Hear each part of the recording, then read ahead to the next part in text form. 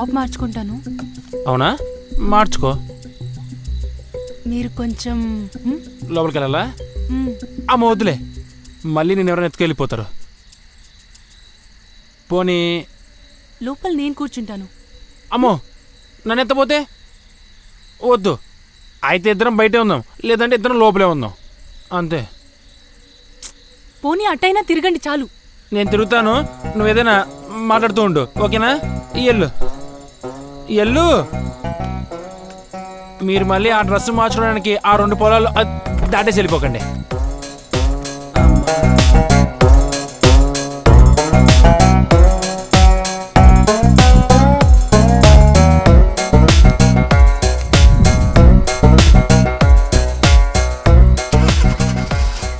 ఏమైంది? అవే అంటే car start అవ్వట్లేదు, ఎవరైనా తోయాలి.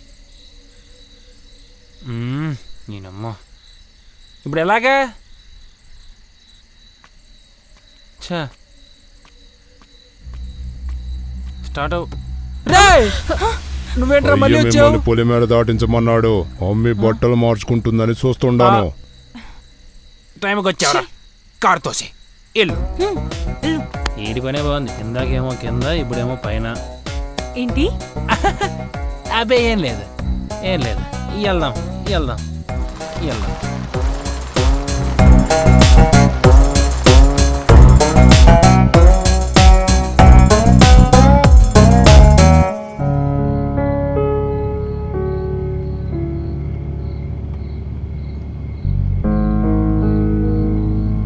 హరిగారు, అసలు ఏం జరిగింది?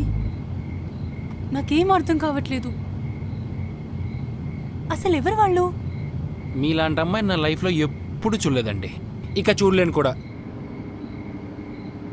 ఏమైంది? ముందు చెప్పండి. మీరు సుసు పోసుకోవడానికి వెళ్ళారు కదా, మీరు ఎంతసేపు అయినా రాకపోయేసరికి సరే ఏం జరిగిందో అని చూశాను. ఇంతలో మిమ్మల్ని ఎవడో ఎత్తుకుని వెళ్ళిపోతున్నాడు. అవును, నేను సుసు పోసుకొని వాటర్ తీసుకొని చెయ్యి కడుక్కుంటున్నాను.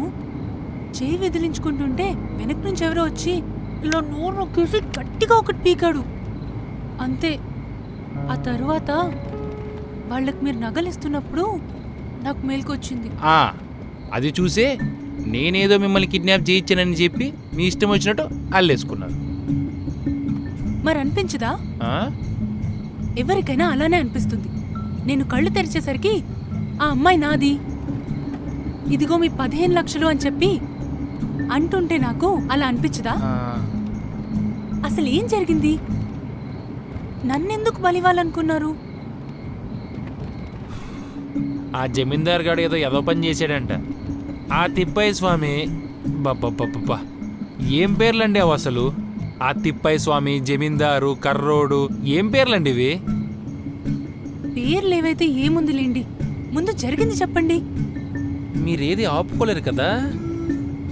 కాసేపు ఆ సుస్సు ఆపుకొనింటే ఈ పాక నేను ఇంటికి వెళ్ళి వేణులతో స్నానం చేసేవాడిని. ఛీ,